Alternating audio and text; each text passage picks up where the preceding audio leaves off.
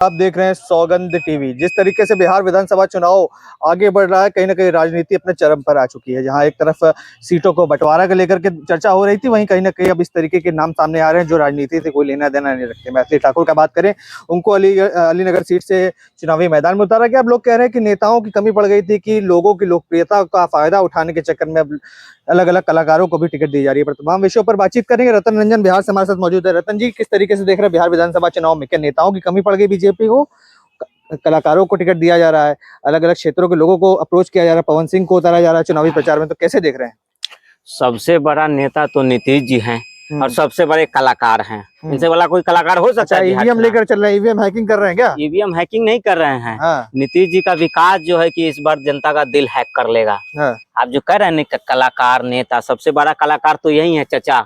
और चचा का तीर चलेगा और लालटेन में घुसेगा और पेंदी में छेद होगा और तेल भभकेगा, लालटेन बुझ जाएगा। बिहार है, यहाँ पे नीतीश चाचा जो है ना, उड़ती चिड़िया को देख के बता देते हैं कि मेल है कि फीमेल है। अच्छा। हाँ, चिड़िया अगर उड़ रही है ना, नीतीश जी नीचे से देख के बता देंगे कि चिड़िया है या चिड़ी है। हाँ। तो बिहार में 20 सालों से कम इधर उधर रह के भी सरकार चला ली इन्होंने।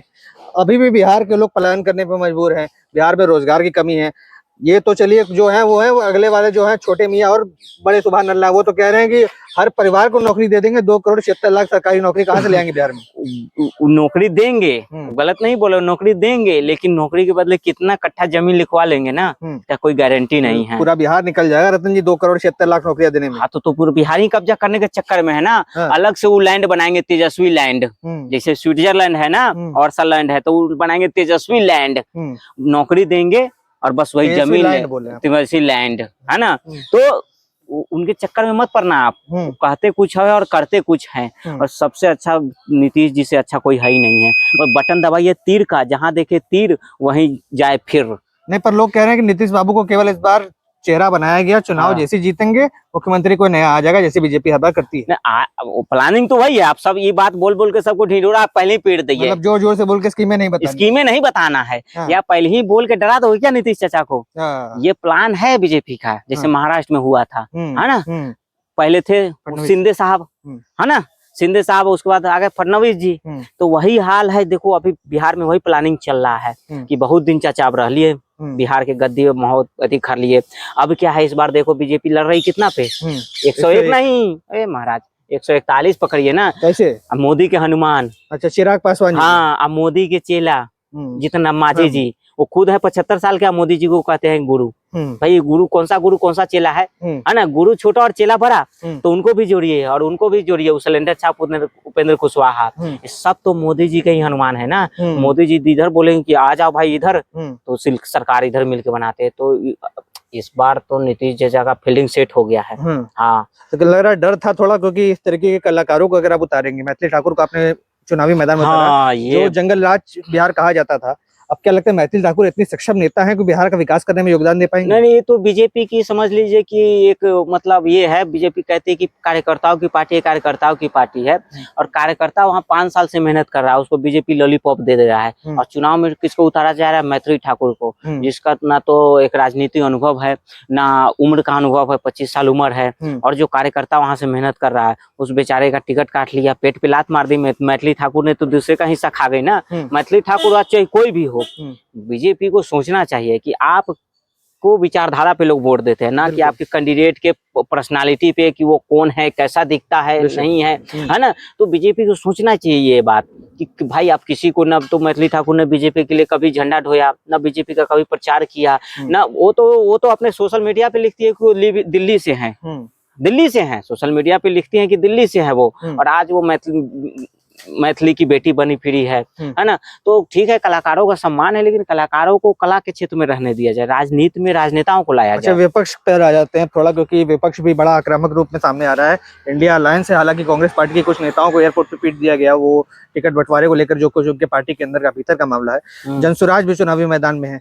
तेजस्वी यादव तो कह रहे हैं बच्चे बच्चे से पूछिए, बच्चा बच्चा बताएगा कि तेजस्वी अगला मुख्यमंत्री बन रहा है। नहीं देखिए, तेजस्वी यादव का इस बार विजन थोड़ा सा अच्छा है। हम्म। A to Z की पार्टी बोल रहे हैं। जो MY का पहले था वो कहीं ना MY से और भी जातियों पे शिफ्ट हुआ है तेजस्वी यादव। तो इस बार टक्कर की कांटे की टक्कर है। तेजस्वी यादव को हल्के में लेने की जरूरत नहीं है, क्योंकि तेजस्वी यादव एक विपक्षी पार्टी है और एक युवा है, तो खास करके युवाओं का रुझान है उनके युवा साथ। तो बच्चे भी, अब देखा होगा आपने वीडियो, तेज प्रताप गए थे स्कूल में, पूछा बच्चों से क्या बनोगे, लोग कह रहे हैं मोदी बनेंगे मोदी बनेंगे उनके सामने। मोदी नहीं, देखिए तेज प्रताप अलग विचारधारा का है, तेजस्वी अलग है। भले तेजस्वी हिंदू विचारधारा विरोधी है, हिंदू विरोधी विचारधारा है, लेकिन उसको फिर भी लोग जो है ना कहीं रोजी रोजगार नौकरी के झांसे में आकर लोग उसको समर्थन दे रहे हैं। तो अगर एनडीए या मोदी जी या नीतीश जी या बीजेपी अगर उसको हल्के में ले रहे हैं तेजस्वी यादव को, तो ये उनको गलती भुगतना पड़ेगा। क्योंकि बिहार देखिए, एक तरह बिहार में मेन मुद्दा है पलायन का। अभी आप स्टेशन पे चले जाइए, जितनी सारी ट्रेनें जाएंगी उसमें ना तो एसी में जगह होगा बैठने का, न जनरल में तो छोड़ ही दीजिए। और रेल मंत्री जी ने कहा था कि हम 52 गो या कई गो एक्स्ट्रा ट्रेन चलाएंगे। चले जाइए नई Delhi railway station, Anand Vihar railway station, तो बिहारियों का जो एक समस्या है ना, उसका समाधान आज तक नहीं हुआ है। चाहे पार्टियां बदल रही है केंद्र में चाहे राज्य में, लेकिन समस्या का समाधान नहीं हुआ है। कौन समाधान करेगा? क्योंकि बिहार को अब विकसित होने की आवश्यकता है। इतने सालों बाद भी अगर न्यूनतम प्रति व्यक्ति आय पे बिहार रह रहा है, तो कहीं ना कहीं सरकारों की गलती है, और इसको सुधारने का काम कौन देगा फिर आगे? तो सरकार की गलती है, जनता की भी गलती है, वोटर की भी गलती है ना। जात के नाम पे आज भी वोट हो रहा है, जात के नाम पे आज भी टिकट मिल रहा है, जात के नाम पे पार्टियां हैं। तो वहाँ आप विकास की आशा कर ही नहीं सकते हैं। जहाँ पे पार्टियां ही जातिवादी हो, कोई भी पार्टियां समझ लीजिए, उसका वोट बैंक नेता जो होगा वो पक्का इस जाति का कट्टर होगा, उस जाति के समर्थन हो, तो वहाँ पे आपको विकास से कोई लेना देना नहीं। बस जात के नाम पे वोट दीजिए, जात के नाम पे इलेक्शन लड़िए, और बिहार में बदलाव मुश्किल है, बहुत मुश्किल है। किसकी सरकार बनेगी फिर इस बार? सरकार तो घूम फिर के वही एनडीए की ही बनेगी। हाँ हाँ बिल्कुल। वोट चोरी से या सीधे तरीके से? महाराज जी नहीं है, ईवीएम से बनेगा एकदम। वोट जो नीतीश जी महिलाओं को 10-10 हजार रुपया दिए हैं उससे बनेगा। जो नीतीश जी ने जो काम किया है, देखिए पलटी मारे हैं इन्होंने, मैं मानता हूँ, लेकिन काम भी इन्होंने किया है। सड़कें, पानी, बिजली व्यवस्था, थोड़ा सा कानूनी व्यवस्था में जो है ना सुधार की जरूरत है। और जो शराबबंदी वाला है वो मामला कहीं ना कहीं जो है कि वो बंद नहीं करना चाहिए, खोल देना चाहिए। पे क्या कहेंगे? पीके चाचा तो कह रहे हैं कि हमारी सरकार अगर बनी तो सबसे पहला काम 1 घंटे के अंदर शराबबंदी को बहाल करेंगे। बिल्कुल खोल देना चाहिए शराबबंदी। देखिए शराबबंदी नहीं है, चालू है शराबबंदी। आप कहीं भी चले जाइए, घर पे पहुंच जाएगा शराबबंदी। तो शराबबंदी से फायदा किसको हुआ मालूम है आपको?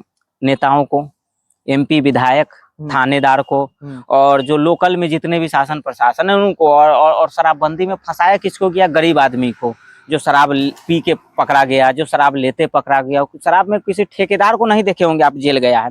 तो शराबबंदी जो नियम कानून आया ना, उससे अधिकारी बहुत मालामाल हुए। कितनी सीटें देख रहे हैं फिर एनडीए की आते हुए? अगर एनडीए की सरकार बन रही है तो 243 में कितनी? 243 में देखिए इस बार जो है मार्जिन कम रहेगा। पिछली बार 70, 74, 75 इसका रहा बीजेपी का, और नीतीश जी का 40-45 रहा। तो इस बार थोड़ा सा कम रहेगा, क्योंकि प्रशांत किशोर जो है कि काफी एकदम वोट काटेंगे। हाँ वोट काटेंगे, कि प्रशांत किशोर की बातों से इस बार जनता जो है कि उनके साथ है। भले सरकार ना बना पाए, उनको भी 5 साल हमको लगता है और मेहनत करना पड़ेगा। तो देखिए, लेकिन वही है हम लोग का, तो घूम फिर के वही है, तीर छाप, फूल छाप और हेलीकॉप्टर छाप, और वो सिलेंडर छाप जो एनडीए में है। कड़ाही भी एनडीए में है। एनडीए में देखिए कड़ाही भी है लेकिन छोलनी नहीं है, सिलेंडर है लेकिन चूल्हा नहीं है, और वो है अपना तीर तो है ही है, कमल है ही है। तो पूरा देखिए इस बार जो है कि क्या होता है। बिल्कुल हाँ। तमाम विषयों पर देखा आपने रतन रंजन की राय। बिहार चुनाव के लेकर इर्द गिर्द जो चर्चाएं चल रही थी, तमाम विषयों पर बातचीत की गई। आपकी क्या विचार है बिहार इलेक्शंस के बारे में? कमेंट्स में लिख डालिए, और तमाम इसी खबरों के लिए हमारे साथ बने रहें। एक तरह